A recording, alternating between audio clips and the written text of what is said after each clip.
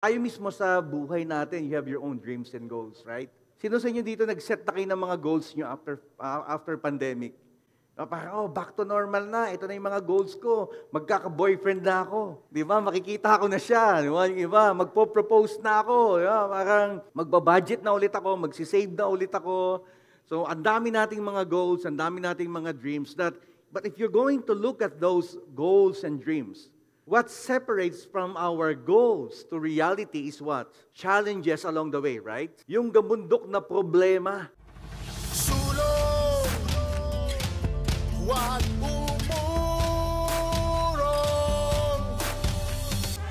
lumaban ang palaban para sa kanyang kaharian.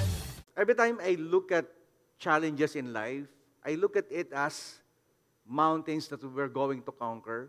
Yung may dalawang klase ng faith. Ito yung mountain-moving kind of faith and mountain-climbing kind of faith.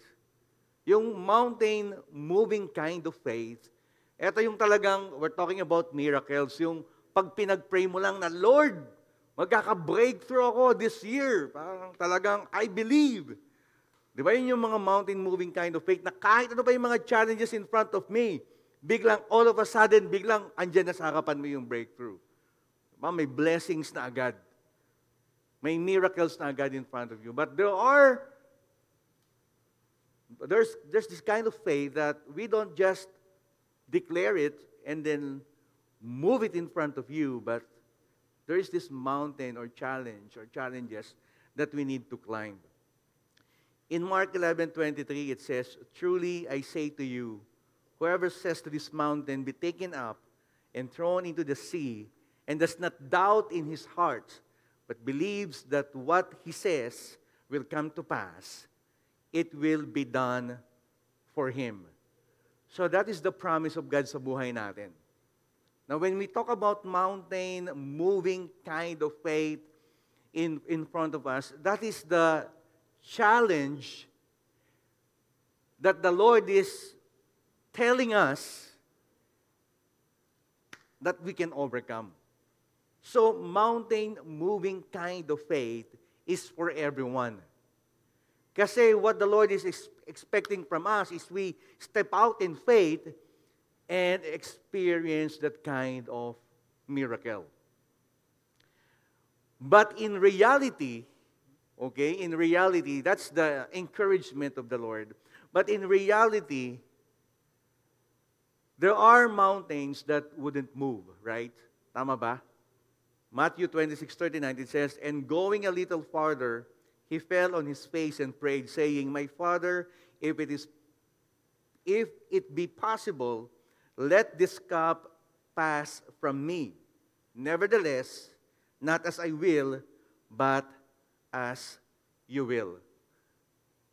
Pwede nyo bang tignan yung eksena mismo, yung scenario when Jesus was praying? Sino sa inyo dito nakaka-relate kay Lord na paminsan parang ayaw yung pagdaanan yung pinagdadaanan nyo? Si Jesus, ganun din. Lord, Father, alam ko na will mo to, pero baka pwede, wag na akong dumaan dito sa crucifixion. Tama ba? Ayun yung sabi ni Jesus.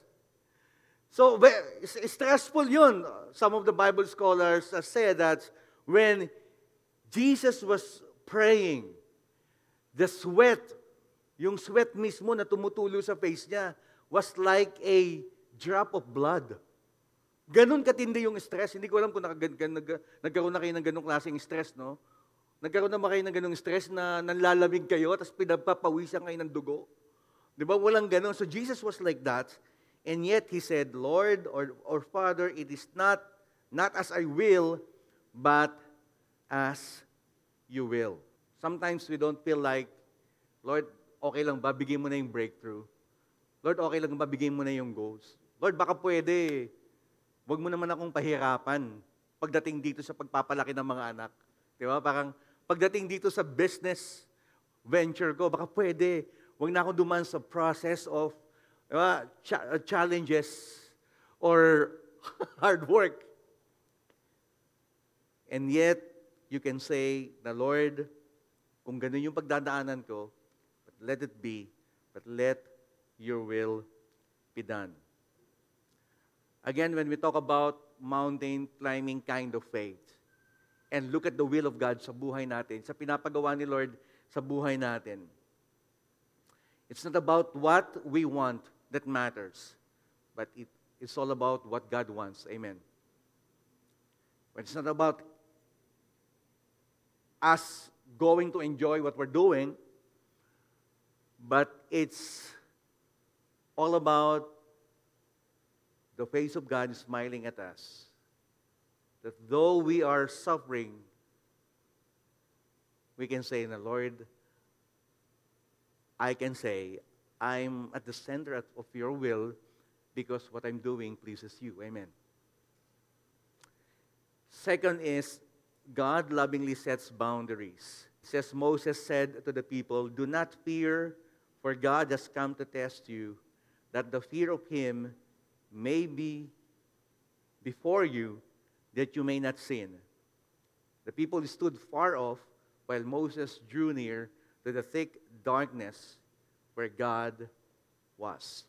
Now, the challenge was, they will go to the promised land, and then all of a sudden, God said, "I'm going to give you these 10 commandments." In other words, yes, you will go to the promised land, you will be able to reach your goal that I set before you, but I'm going to what? I'm going to set boundaries. And that is what? That is the Word of God. In other words, as long as you are within the boundary like this, okay, you embrace that, then it will lead you to your goals and dreams. Last week, I was able to enjoy our vacation in Baguio. So, hindi ako nag-drive. For the first time, hindi ako nag-drive. No? Meron kaming driver. So, nandun ako sa likod ng driver ng van. So, duman kami ng Cannon Road. Alam niyo sa Cannon Road, di ba zigzag yon? Tapos may mga double yellow line.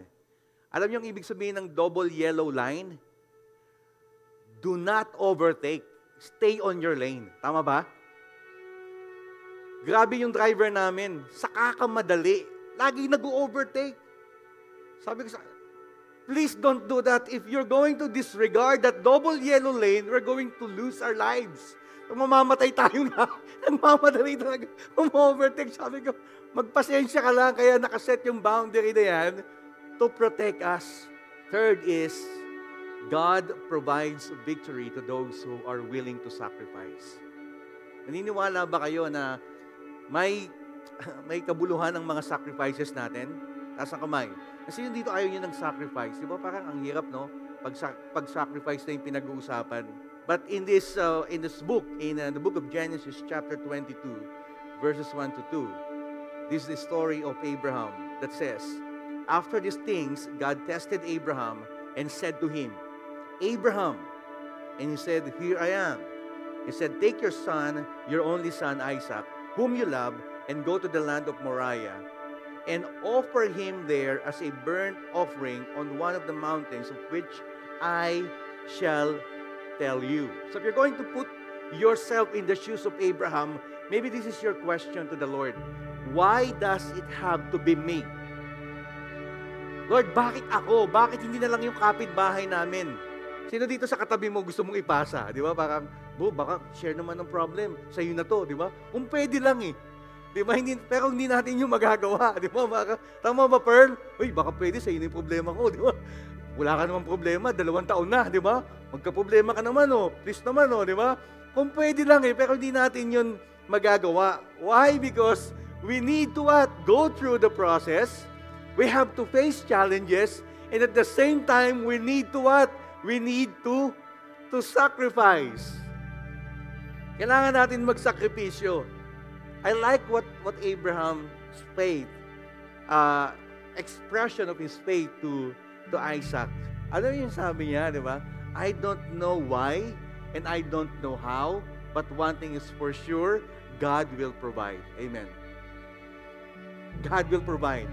I don't know why I sacrificed today. I don't know why this thing is happening to me. But one thing is for sure, God will lead me to victory. Amen. So answers, victory is always waiting at the top of these challenges in life. Huwag ka lang susuko. Tama ba? Ang hirap nung sumuko ka ngayon, bukas na pala yung breakthrough mo. Di ba? Ang hirap na sumuko ka ngayon, tapos bukas na yung breakthrough mo. Tapos kinuha ka na ni Lord. Tapos pinakita ni Lord, ito yung nangyari sa buhay mo. Ay sayang, isang araw lang yung pagitan. Di ba? Parang ituloy mo na. Tama ba? Until you reach the top and experience your victory and enjoy your dreams and goals.